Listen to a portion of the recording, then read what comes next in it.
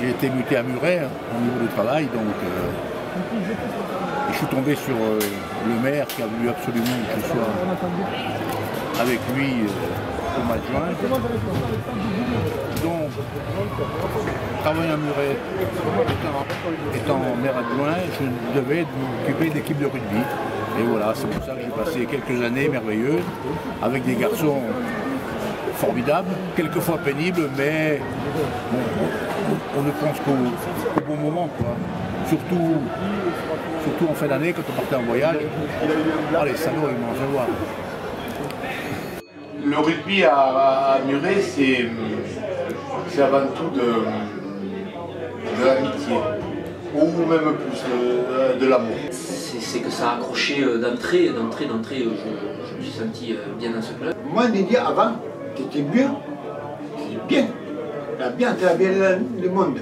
Avant, il y avait comme deux cartes pleines à craquer. Pareil, que de tous les clubs que j'ai fait, ça a été vraiment les années les plus chaleureuses et les plus extraordinaires. Une bonne équipe de copains, d'amis, et on le voit encore aujourd'hui. Moi, Muret m'a tout amené au point de vue rugbystiquement. J'ai fait une carrière assez raisonnable, on va dire, grâce à Muret, grâce au groupe avec qui j'étais. Intégrer ces gars-là que je voyais le dimanche, qui me faisaient rêver, quoi, en fait. Pour moi, c'était des grands, et puis un jour, je suis rentré avec eux, dans cette équipe-là, et puis je me suis fait des copains, j'ai fait mes premières bringues, mes premières sorties. Pour moi, c'était des grands frères, et puis voilà, et puis ça a toujours été ça. J'ai vécu pour le club de Muret. Je me suis investi à fond pour ce club-là. J'ai passé vraiment mes 10 meilleures années dans ce club. Je suis construit aussi beaucoup à travers le club de Muret. Moi j'arrivais d'Italie et j'ai rencontré des personnes que je ne connaissais pas du tout, à part le maire et Christian Viviès, et j'ai appris à connaître ces personnes et ils m'ont apporté énormément.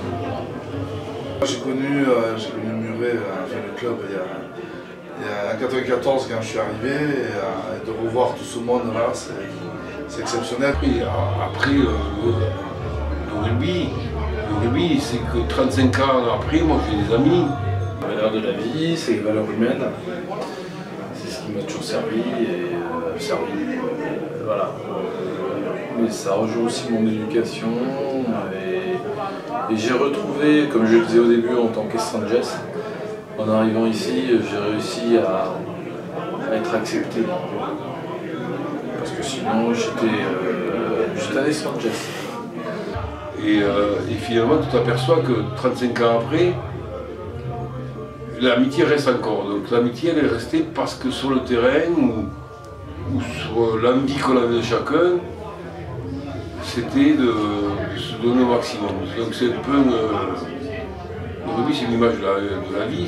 Il faut s'accrocher, il faut être copain, il faut s'entourer de bonnes personnes. Et après, il pourrait t'arriver, quoi. Donc, déjà, le rugby, c'est une aventure humaine. Moi, j'ai vécu toute ma vie avec des potes. Qu'on soit bon, qu'on soit pas bon, sur un terrain de rugby, ce qui reste, c'est le groupe. Voilà, c'est ça, enculé. Et tant qu'on arrive à 15, il faut qu'on reparte à 15. Hein? Donc le cœur est plus fort, je dirais, que le physique. Et le physique est transcendé par le cœur. Et donc les amitiés qu'on peut avoir seront éternelles. Et donc c'est un sport extraordinaire. Et donc vive le rugby. Adversaire comme partenaire, on est tous amis sur un terrain. Mais ce que je crois, c'est que le rugby, que ça se vive à droite, à gauche ou au milieu, c'est la même histoire. C'est toujours la même histoire. Écoute, moi ce que le rugby m'a apporté, c'est toute une vie, une façon de vivre, l'amitié, la générosité, toutes les valeurs du rugby déclochées. Ce qui est plus que de l'amitié, c'est avant des matchs de se retrouver dans les vestiaires, de former une fraternité entre nous et de pouvoir combattre l'adversité. Voilà, ça je l'ai retrouvé nulle part ailleurs. En fait, c'est la vie tout court. C'est la vie tout court. Voilà. Il m'a apporté énormément de tout, enfin pratiquement tout mon devenir. Ça m'a tout appris, moi, le rugby. Si j'avais pas eu le rugby, je pense que je ne serais pas le même garçon. Ça m'a apporté beaucoup de choses. Créer des souvenirs, avoir des potes, vraiment plus que des potes, des amis, je dirais. Voilà, le rugby pour moi a été quelque chose de très fort dans ma vie, que je n'oublierai jamais, évidemment. J'ai vécu avec et ça m'aura apporté que des satisfactions, je dirais. Voilà. Aujourd'hui, la manière dont je travaille, c'est avec ces valeurs-là. Ça fait 30 ans qu'on se connaît, ça fait 30 ans qu'on a fait des cours ensemble, ça fait 30 ans qu'on a joué, et que on aimerait encore toujours le faire ensemble. Et que demain, on continue. Ce qui me plaît le plus dans le rugby, l'amitié, l'amour, les relations, les connaissances, avec certains anciens joueurs du Stade Toulousain qui nous ont permis de progresser rugbystiquement. De Rieux-Moi et Trésis, mais avec qui j'ai passé toute ma jeunesse. J'ai passé toute ma jeunesse avec les Trésis, c'est ça. Et ils sont toujours là. Et on est toujours là, et on est toujours amis, et puis voilà, il n'y a pas de problème. Le rugby, c'est l'apprentissage dans la vie. C'est l'école de la vie. Je suis venu avec pas le moral, et je m'en vais pas avec le moral parce que ça m'emmerde de partir, de les laisser. J'aimerais bien que ça continue encore pendant pas mal d'heures. Ce matin, je ne voulais pas venir, je l'avais dit à Patrick. Il m'a dit, tu m'emmerdes pas, tu viens. Surtout avec toutes les conneries que nous avons fait avec Patrick, et le petit groupe qu'on était, surtout les animateurs un petit peu du groupe, c'était des JO. Mais c'est vrai que ça a été vraiment des années mémorables. Toute ma vie, je me rappellerai toute ma vie, et c'est vrai que même dans la boîte à chienne, quand je partirai, ça sera pareil. Les années bonheur un peu, on ne se posait pas de questions, on rentrait sur le terrain, on s'amusait. Avec moi, il y a une bonne partie qui ont travaillé chez Pierre Fabre et qui ont répondu toujours présents, qui ont toujours été travailleurs et je n'ai pas à m'en plaindre, disons. Il y en a encore qui travaillent. Je suis fier d'avoir pu leur rendre service dans leur vie de famille. C'est très important. Il y a le rugby, mais aussi il y a l'après-rugby. Et tant que je cherche, il y a beaucoup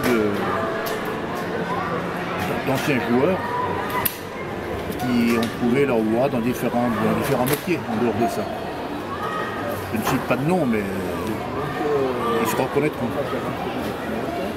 Après, ça fait plaisir d'avoir... c'est une émotion. Et moi surtout, quand j'ai retrouvé les joueurs, parce que 30 ans après, ça m'a vraiment fait chaud au cœur. Tirer un grand coup de chapeau à quelqu'un qui nous reçoit tous les ans, c'est Patrick Marquez. Ma rencontre avec Patrick dans les années 90, et là, je suis tombé sur un homme hyper généreux qui m'a donné un sens à ma vie. Et je remercie encore l'initiative de Patrick, Titi, Philippe et Manero. Il m'a dit de pouvoir aujourd'hui encore pouvoir se retrouver, se découvrir encore, savoir qu'est-ce qu'on est devenu et entretenir cette amitié-là encore. Tout le mot qui revient, c'est le plaisir de se retrouver ensemble et d'être là. Un plaisir que j'ai de participer à chaque fois à tous ces repas qu'on fait où on peut se raconter, refaire la vie parce qu'on commence à rentrer un peu chez les vieux et on se fait plaisir à dire, à se refaire la vie. Et même avec les années, quelques cheveux blancs, quelques cheveux en moins sur la tête, quelques kilos en plus en fait, et bien voilà, on est toujours là, on se retrouve, c'est le cœur qui parle, pour moi c'est les grands frères, c'est ma deuxième famille. J'espère que ça durera très longtemps et que j'aurai l'occasion de partager pendant de nombreuses années encore tous ces bons moments. Dans 6 mois, dans un an, rendez-vous, voilà. Et plaisir de passer une journée ensemble. Retrouver là, mais c'est de simplicité, des gens simples, et plus c'est simple, en fait, plus ça me semble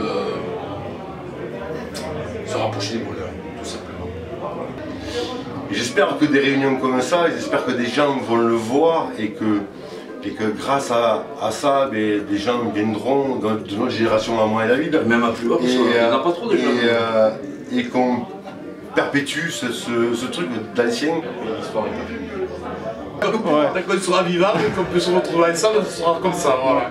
Et puis voilà, quoi, des journées comme ça, il faut continuer à les perpétuer, à les faire vivre. C'est toujours avec un grand bonheur de retrouver les copains. Et je pense que si on avait pas ça au moins une fois par an, je pense qu'il manquerait quelque chose. Voilà. Tout simplement. Et à travers des mecs bien. Des mecs bien. C'est ça, l'essentiel c'est ça. C'est se retrouver avec des mecs bien. Aujourd'hui, j'aime bien encore d'en profiter, de rigoler. De se retrouver des journées comme ici, ce soir, à Aune, chez Patrick, avec qui, effectivement, j'ai eu le plaisir de jouer il y a quelques temps à Muret, ça me fait énormément plaisir.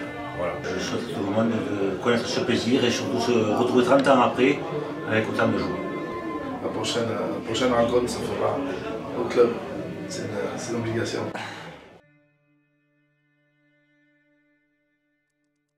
Oui, t'inquiète pas, je m'occupe. De l'émotion, faut de l'émotion. T'inquiète pas, je donne mon Léo. Disons qu'il me reste plein de bons souvenirs. Et j'ai plein de souvenirs aussi de tous les joueurs. Surtout quand on partait en vacances. Mais ça, c'est en top secret dans mes albums. Moi j'ai une bonne anecdote, c'est que je ne sais pas ce qui t'était arrivé ce jour-là. Il y avait un match comme ça, il y avait 2 chandelles. C'est la seule fois que j'ai vu un mec faire ça, au rugby, 2 chandelles, 2 têtes. Je te rappelle pas. C'est un nocturne quoi. À de Caseville, c'est un nocturne de Caseville. J'ai 2 têtes. J'avais vu ça mon fils. Et ce con. Les conneries et ce qu'on a fait tous ensemble, non, ça j'en parlerai pas. On a eu tellement. Et en plus c'est entre nous ça, donc ça non. Une fois où ils avaient rempli d'eau les boîtes Thierry Sanson qui portait Santiago. Quand il avait voulu les récupérer après le match, quand il était à Rabord, il avait pété un plomb, il avait mis toutes les affaires de toute l'équipe, Thierry Sanson, sous la douche.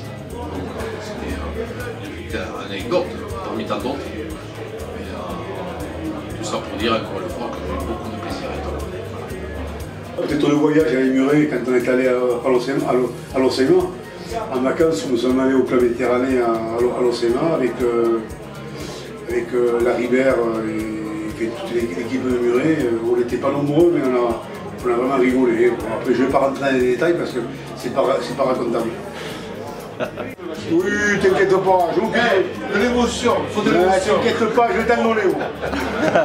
Anecdote avec Patrick, un match en corpo, j'ai travaillé chez Roar, Patrick travaillait avec nous, et qu'on a joué contre l'école de police. Et Patrick était tellement au-dessus de nous, il nous a tellement protégés, qu'il s'est chargé de faire rétablir l'équilibre entre nous et l'équipe de police. Et ça a été un moment extraordinaire. Et là, on a compris l'immense générosité du personnage qui est monsieur Patrick Marquez. Vous avez fait rigoler. On a tellement, mais on avait un chef, nous c'était à l'époque, samedi soir, c'était Philippe Roquet, il s'occupait de nous. Il faut lui ramener la bagnole. Ouais, il nous prenait la caisse et tout. Mais voilà, mais après on partait en boîte, voilà, c'est une anecdote. Voilà, les femmes avaient établi de forgeron. C'est, voilà. Rendre hommage à Christian parce que la seule expression qu'il avait quand il est arrivé à Muret. Les gars, vous savez ce que j'ai vu aujourd'hui? Un concert de casserole. Putain, il n'y a pas de chandelle, vous mettez la fin à la gueule. Ah oui, il y a eu des conneries. Oui, des souvenirs d'il y a une éternité avec un dénommé Stéphane Rioux qui ne peut pas être là. Qu'est-ce qui s'est passé avec lui? Ça regarde moi et des anciens qui l'ont connu. Ouais, là, super. je ne peux pas aller plus loin. C'est que je jouais avec un black, qui était l'ancien militaire de 8, qui est un ami avec un ami. Et donc un jour on va jouer dans un, je sais plus si c'était dans l'Aveyron ou dans l'Ariège, un endroit difficile. Et le match part en vrille. Ça commence à s'allumer. Et l'arbitre était dépassé.